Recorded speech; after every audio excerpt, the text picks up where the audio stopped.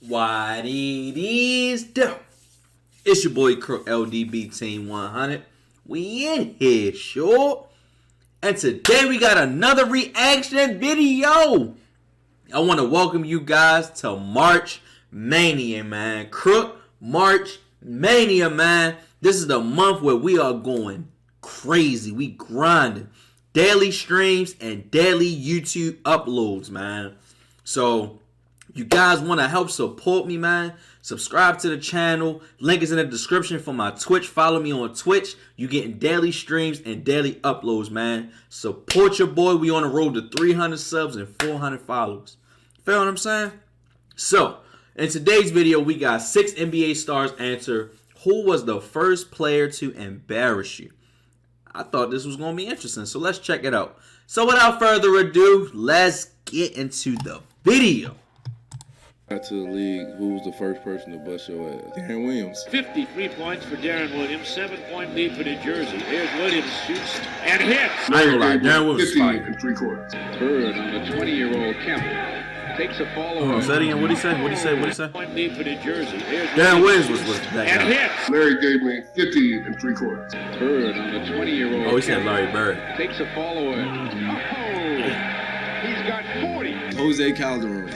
DeRozan drives, kick out. Here's Jose, the three, bang on. Derek Coleman. It was Melo, man. Anthony backing down George. Quick move, drives and finishes. Goran Dragic. Oh, that was New York Goes Melo. all the way and explodes to the hole.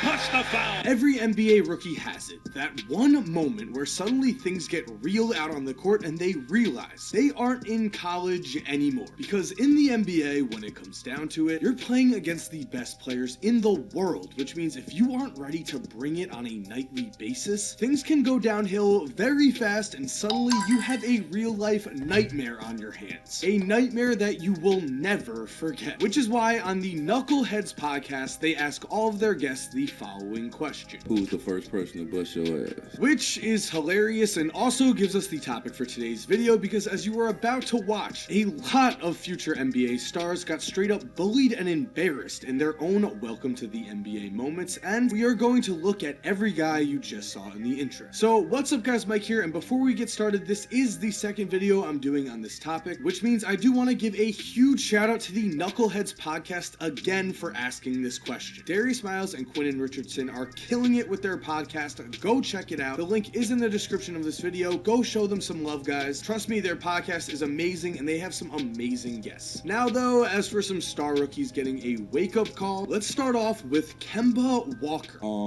Darren Williams. Ooh. Utah Jazz, D. Will. I think he got like 52 or something like that. Ooh. Yeah, he got busy on us. I ain't gonna lie.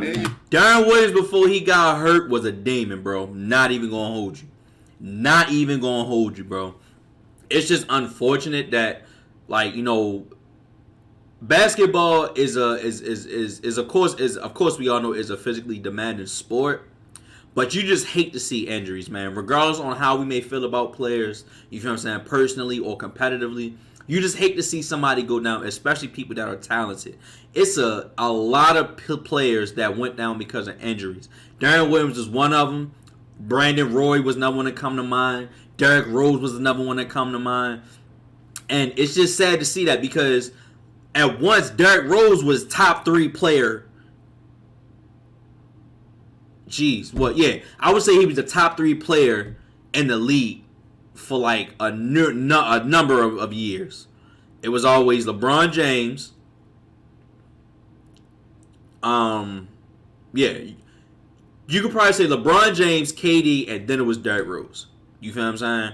But KD didn't really find his way yet. Like he was a scorer, but he didn't really find his way yet. You feel what I'm saying? Up until maybe when they just switched over from Seattle Supersonics to OKC, that's when you heard about, okay, yeah, KD is hit. You feel what I'm saying? You was at the crib. You probably had family in there. Everybody Like, you got my mom seeing this motherfucker. I love the laughter here. I love how Kemba looks back at this as a funny moment in a rough rookie year that saw the Bobcats win just 7 games. And as you can see, guys, we are starting this list off very strong. Because Darren Williams did not score just 52 points like Kemba remembered. Darren dropped a career-high 57 points on a rookie Kemba Walker's head in what has to be one of the most embarrassing things to happen to a rookie since Dirk Nowitzki and Steve Nash were forced to get these haircuts. Wait, that was their own choice? Anyway, in this game, Darren Williams was guarded by both Kemba and DJ Augustine, but as we can see, when Kemba was on him, Darren gave him absolutely no respect. D-Will reigned in threes, he abused Kemba in the post, he beat him off backdoors, and he actually threw several absolute dimes that remind us just how good a prime Darren Williams was. Remember, there was a time he was considered the second best point guard in the entire NBA behind Yes, he was, Chris bro. Paul. Now, the Nets did only win this game by 3, meaning that they needed every bit of Darren Williams' career high, and honestly, maybe this game got into Kemba's head a bit as Jalen Rose actually accused Kemba Walker of purposely trying to hurt Darren Williams by sliding under Darren's feet on this jump shot. It's all about maintenance time. You got excellent maintenance. Williams goes down. Williams in some pain. The Nets come over to help him up, which resulted in an ankle injury for Darren Williams. Personally, I think Kemba just slipped here though, and speaking of slipping, Darren Williams' talent, as we all know, was basically gone by the 2017 season, which is why it's no surprise that Kemba's last matchup with Darren Williams gave him some major revenge. Kemba would go off for 28 points in this final matchup, while Darren, well, he had 2 points. Still though, 57 points on Kemba's head. No wonder Kemba had an immediate answer to this question, and unlike some of the other head-to-head matchups on this list, this game was no fluke. Taking a look at their head-to-head stats for their career, Darren Williams completely dominated Kemba, even though the two never even played when Darren was in his true prime in Utah. Up next though, with perhaps the best story on this list, we've got Shawn Kemp. I go to the game on the early bus. I get there. They come out on the court. They say, "Hey, Shawn, you starting tonight against Larry." Larry gave me 50 and 3/4. And he talked to me the whole entire game. Well, first of all, he asked me to jump ball. He said, "You the cat that broke all my records in high school, right?" And I was like, "Yeah, that's me." He goes, "Yeah, you're the one that used to jump my brother too, right?" Eddie. And I was like, "Yeah, that's me." He said, "I got you for you tonight." So every shot he was calling, at the defensive end, he would tell me, he'd be like, "When I get down to the other end, I'm going to pump face you, get a hand one on you, look at you, and pull off the glass." He started shooting the ball with his left hand, man. Making it off on me, looking at me, still slapping me on my butt and everything. Okay, so as you'll see with some of the stories in this video, players do tend to misremember some details like the stats of the game, but overall, I'm going to just assume that the events that Shawn Kemp just recalled took place over multiple games, which is understandable because all of this happened about 30 years ago, so we'll cut Shawn Kemp some slack. Anyway, while Shawn Kemp would eventually develop into a 6-time All-Star and 3-time member of the second-team All-NBA, in the 5 games he played against Larry Bird, Kemp ranged between the ages of 20 to 22, and Larry was near the end of his career as he was between the ages of 33 and 35. So you might think that nothing special would happen here as Larry was too old and Shawn Kemp was too young to really dominate. However, Larry did absolutely annihilate the Seattle Supersonics in Shawn Kemp's first game against I wasn't around for this, Shawn so did not I start don't this know. game I and wasn't only played around. in 13 minutes, but I'm sure Larry was talking his usual trash talk. We certainly know Larry Bird is one of the best trash talkers in NBA history, so it really would be no surprise that Larry Bird would call Shawn Kemp out for breaking his high school records and then seek revenge. And from Shawn's point of view, I'm sure he was in complete awe, because in the first game that Shawn played against Larry, Bird would finish with a 40-point triple-double compared to Kemp's measly 5-point, 1-rebound performance. This would be Larry's best game against Shawn, but there really was no bad game against Shawn, because 3 seasons later, Larry would retire with a 5-0 record against Shawn Kemp, and he absolutely overmatched Shawn statistically, giving Shawn Kemp absolutely 0 silver lining in this story. Moving on though, let's listen to Kyrie Irving. First game, I played against Jose Calderon. He gave me 26 and 14. Like, yo, he was celebrating like a mom. I was sick. I had 6 and 6 that night. I was like, yo, this mom. And I swear to you, to this day, I will dog. We played against Toronto that next year. That's when I hit that game winner. Every time I see you when he was in New York, I was like, yo, I'm funny. Yo, every time I see him, straight up. it was personal every time after that. Again, I've got to say, I love it when guys can just embrace that there are times in their rookie seasons where they are going to get embarrassed, and with Kyrie, it is for sure funny Jose that Jose Calderon, is the name that immediately comes to mind because, of course, Kyrie was a #1 draft pick and is a multi-time All-Star, while Jose Calderon has been solid throughout his career, but at the end of the day, is Jose Calderon. Jose is the most surprising name on this list, but before we get into the head-to-head matchup, like with a lot of things that Kyrie says, we need to do some fact-checking here because the numbers he's throwing out are just off. Now, Kyrie said Jose gave him 26 and 14, and that for sure never happened because not only did Jose have 15 and 11 in his first game against Kyrie, but also Jose never had 26 points or 14 assists in any game he played against Kyrie. To be fair though, Kyrie probably has just blown this first meeting up in his head because he did shoot 2 for 12 and finished with 6 points and 7 assists to again Jose's 15 and 11, and this was the first regular season game that Kyrie ever played in the NBA. Remember, after the season at a Team USA mini camp, yeah, me and Kobe, he said that he wants to bet me 50 grand. He's walking out right now. He said he wants to donate 50 grand to his charity if we play one-on-one. It's on the table, though. Me and Kobe, one-on-one. That is the kind of confidence Kyrie has in himself, which is admirable, but if we put ourselves in Kyrie's shoes, you have to think... Real quick, put in the comment section. A prime Kyrie and a prime Kobe Bryant, one-on-one. If you had to bet money on, who you betting money on? Down in the comment section. That he never expected that in his first NBA game, the moment he had dreamed about his entire life, Jose Calderon would go out and embarrass him. And to make things even worse here, just 2 weeks later, Kyrie would get his first chance for revenge, but instead of getting revenge, he shot just 3 for 13 and finished with 12 points and 4 assists, while Jose Calderon had 13 points and 11 assists, and the Raptors again won the game. This is the kind of story I love to have here, a completely random guy giving a star rookie a welcome to the league moment. And as for what Kyrie went on to say as for the revenge he had on Jose, looking at the very next season, we've got a close one. The Cavaliers are down by 2 points when this happens. Now down to 5 seconds. He's got to go to work. Sizing up Anderson. Long three.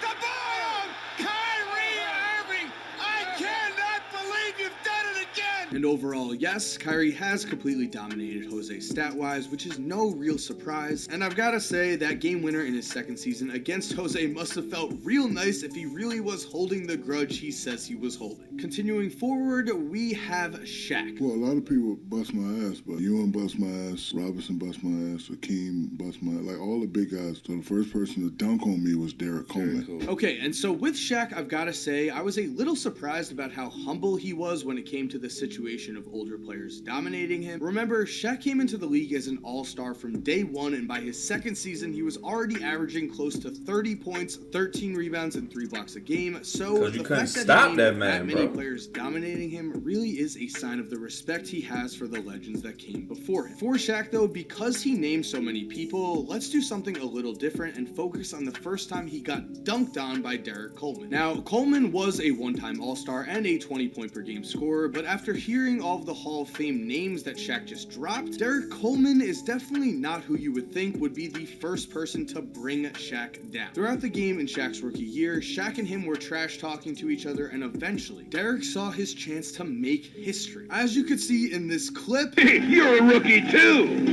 Wow, move over. Whoa, look at him. Hey, Shaq. okay guys, we've got to Derek talk tried about to this. finger One, wave. the Ew. disrespect. Coleman throws down on Shaq and then wags a finger at him. I mean, Shaq got into fights in his career and was an absolute unit at this point physically, but Derek Coleman was clearly not afraid, and all Shaq could do in this moment was just stash this memory in his head for later. However, speaking of revenge, remember that time that Shaq pulled down an entire backboard in his rookie season? Yup, he did it against the Nets in the same season as, again, Shaq and Coleman were talking trash, and boom, down goes an entire backboard, and overall, Shaq definitely out. Yo, what I want to know is, if when you bring a goal down, is the game over? Like, do they still play the game? Because I'm assuming that they well, I don't know. They might have another one stashed in the back somewhere. But I'm just wondering, if you can bring a whole goal down, like what? Like, I haven't seen it. And I'm pretty sure an NBA player today is probably not going to do that. But I'm just curious. Shaq dominated in every single category that matters, even assists. Now, next up, we've got Paul George. You know what? It was Melo, man. It was Melo. My rookie year, he went for like 30 or 40. Danny got hurt that game, so I got all the minutes. He gave me everything, too. To start off here, this is the only time I don't have clips of Melo with the Nuggets against Paul George because YouTube just doesn't have the game, so please just enjoy these clips of Melo dominating Paul George on the Knicks and pretend that it's the Nuggets. Anyway, Paul George is kind of a unique player on this list, as unlike most of the other guys we are covering, not much was expected of PG as a rookie, and overall in his first season, he would average just 7.8 points per game, which is why on most nights, Paul George was not expected to guard another team's star player for an extended amount of time, except for on one fateful night, because when looking at Paul George's game logs for his rookie season, he must be talking about his second game he played against the Nuggets, where Melo went for 36 points, but more importantly, scored 23 points in the third quarter. That is an absolute scoring explosion, and I'm not surprised at all that it is stuck in Paul George's memory. To be fair though, for a rookie, PG did have a solid game himself. He had 17 points on 7 of 10 shooting in just 26 minutes, so in terms of some of the other games on this list, this wasn't the worst. And speaking overall here, stats-wise, Melo for sure has the upper hand scoring-wise and rebounding-wise, and in their only playoff series, again, Melo was dominant and averaged around 28.5 points per game and 8 rebounds per game, so statistically, Melo would be my choice for the winner of this head-to-head matchup, but when it comes to wins, sure, Paul George only won 2 more games in the regular season, but more importantly, in their only playoff matchup, the Pacers did come out on top, so overall, for their careers, this one could go either way. I'm gonna give the advantage to Melo, but you guys can decide in the comments who you think has the head-to-head advantage. And at this point, wrapping things up, we've got Damian Lillard. Preseason at Phoenix, Goran Dragic. And I was just like, damn, he crafty, he shooting, he pulling up, getting fouled, and I was just like, damn. After the game, I was just like, it's gonna be a tough year. Now, as we all know, recently Goran Dragic has gotten a lot more respect than he had due to his recent NBA Finals run with the Miami Heat, but for a long time, Dragic was one of the most underrated players in the NBA. He was. Which is why, for me, it's no surprise that someone like Damian Lillard would overlook him, but it's also no surprise that Goran Dragic was a bucket, Brian. Because the game Dame mentioned took place in the preseason, we're not going to focus on that. Instead, we're going to focus on February 2nd of the 2013 season, where Goran absolutely went off. In this game, Dragic helped lead the Suns to a 4-point win and dropped a casual 16.5 rebound, 18 assist performance in the process. So while Goran's name is never really discussed as a top point guard in the league, as Dame even said, he was like, I'm not out here playing Chris Paul. Goran has proven throughout his career that he is more than capable of outplaying any point guard in the league on any given night, and Dame certainly learned that lesson early on. By the way, as you can see for their careers, the stats are surprisingly close for both of these players head to head. Yes, Dame does have a 6-point advantage in scoring, but other than that, these guys are near identical. And at this point, guys, we are done. So thank you for watching today's video. I hope you enjoyed it. If you did, make sure to subscribe for more. All right, that was an interesting video. That was definitely interesting. A lot of them I wasn't really expecting. Like, I definitely didn't expect Damian Lillard to say Goran Dragic, but that was very interesting. But if you guys want to watch the original video, link will be in the description if you guys want to watch that. Comment down below if there's any other videos you guys want me to react to. I love you guys. I'm out. Peace.